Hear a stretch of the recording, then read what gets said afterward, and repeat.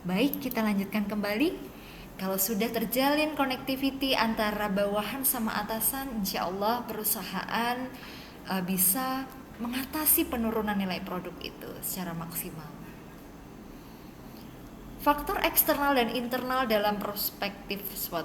Jadi di awal tadi Bu Intan bilang kan ada faktor eksternal dan internal.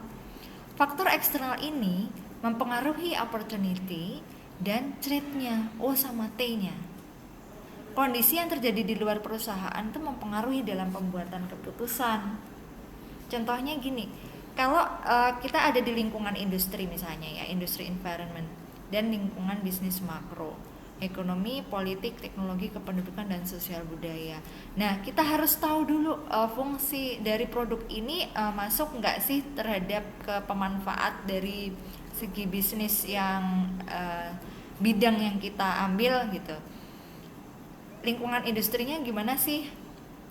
Nah, O dan T ini penting. Apabila O dan T ini tidak bisa tercover dengan baik, maka faktor eksternal dan internalnya ini tidak bisa tercover, otomatis ya tidak bisa dilanjutkan bisnisnya.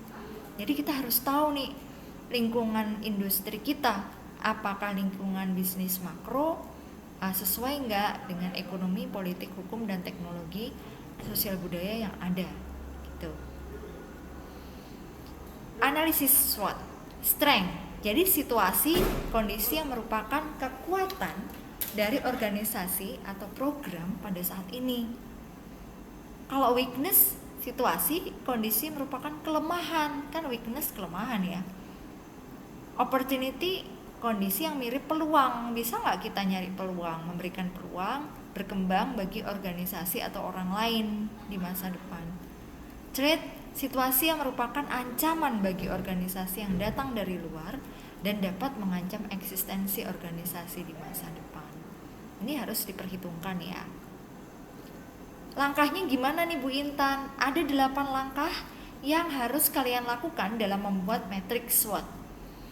Pertama, kita tulis dulu peluang eksternalnya, kunci eksternalnya di sebuah perusahaan yang akan kalian ambil itu.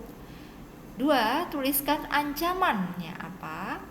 3, tuliskan kekuatan internal kunci perusahaan. Dan 4, tuliskan kelemahan weakness-nya internal kunci perusahaan. Kalau keempat ini sudah, kita masuk ke 5, cocokkan kelemahan internal dengan peluang eksternal. Catat hasil strategi W dan O-nya. Terus cocokkan lagi kekuatan internal dengan ancaman eksternalnya.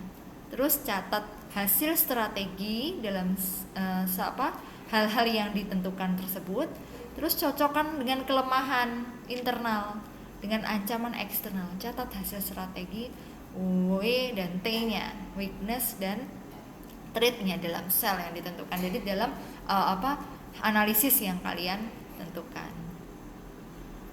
Kekuatan, strength, kelemahan, weakness, peluang, opportunity, strategi, SO, atasi kelemahan dengan memanfaatkan peluang, gunakan peluang untuk mengatasi kelemahan. Dan ST ini digunakan untuk menghindari ancaman. Strategi ya, WT itu meminimalkan kelemahan dan hindari dari ancaman. Masalahnya apa sih yang biasanya ada tuh? Masalahnya itu adalah keterbatasan analisis SWOT-nya itu apa sih? Rentan terhadap penyalahgunaan dan analisa yang dangkal. Karena mereka hanya menggunakan satu level, use one level analysis. Menghasilkan daftar yang panjang, faktornya sama, ditempatkan dalam 2 kategori karena perbedaan cara pandang. Terus gak ada kewajiban untuk menguji opini dengan data-data dan analisis. Jadi kalau bisa sih permasalahannya karena kerentanan ini bisa diminimalisir ya. Masing-masing menggunakan semacam ada pihak yang bisa dijadikan dasar untuk pengambil keputusan. Dan keputusan ini nantinya yang akan digunakan untuk konsep dasar analisis dari SWOT. Itu tadi kesimpulannya dasar pemikiran yang kita gunakan dalam upaya memaksimalkan hasil analisis SWOT dan gimana cara meminimalisir permasalahan dan keterbatasan di atas. Caranya adalah dengan mengembangkan analisa aspek eksternal dan internal secara mendalam nih. Analisa pendahuluan pada tahap pengumpulan data. Tujuannya adalah supaya pendahuluan ini untuk mengetahui tingkat kepentingan atau besarnya pengaruh yang diberikan oleh setiap aspek terhadap strategi pemasaran. Memberikan penilaian terhadap faktor SWOT secara kuantitatif dengan menggunakan bobot dan rating. Nah, itu tadi mahasiswaku topik ketiga kita tentang SWOT, analisis SWOT yang dilihat dari sudut pandang kewirausahaan. Gimana? Menarik bukan?